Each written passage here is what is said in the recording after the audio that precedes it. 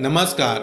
Writing forever या educational YouTube चॅनलवर आपले सहर्ष स्वागत. आज आपण जाणून घेणार आहोत शिवजयंती निमित्त अतिशय सुंदर मराठी भाषण. जाणता शिवाजी राजा असा एकच होऊन गेला. जाणता शिवाजी राजा असा एकच होऊन गेला. इतिहासाच्या पानांमध्ये आपले नाव कोरून गेला. इतिहासाच्या पानांमध्ये आपले नाव कोरून गेला.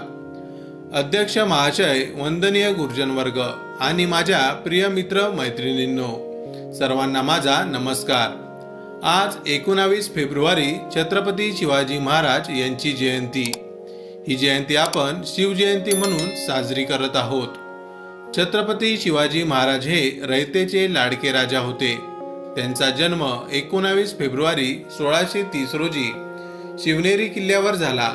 त्यांना माता जिजाऊंकडून उत्तम संस्कार मिळाले, तर पिता शहाजी राजेंकडून शौर्याचा वारसा लाभला. छत्रपती शिवाजी महाराज हिंदवी स्वराज्याचे संस्थापक होते.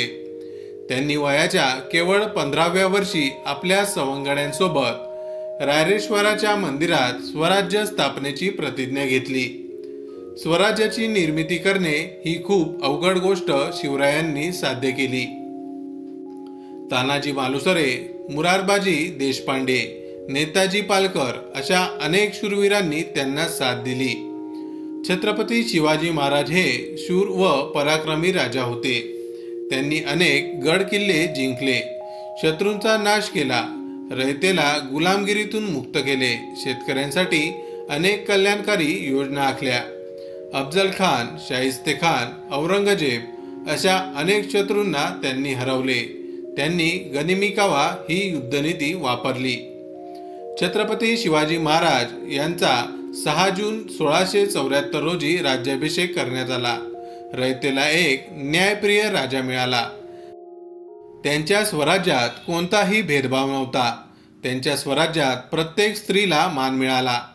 साधू संतांना आदर मिळाला. छत्रपती शिवाजी महाराजांनी नेहमी रयतेच्या सुखाचा विचार केला. दुर्दैवाने 3 एप्रिल 1680 रोजी हा प्रजाहितदक्ष राजा काळाच्या पडद्याआड गेला. रयत हळहळली, पण काळाच्या पुढे कोणाचेही चालले नाही. आज खरी शिवजयंती साजरी करायची असेल तर आपण त्यांचे विचार जपले पाहिजेत. या रयतेच्या राजाला मानाचा मुजरा. सर्वांना शिवजयंतीच्या हार्दिक शुभेच्छा.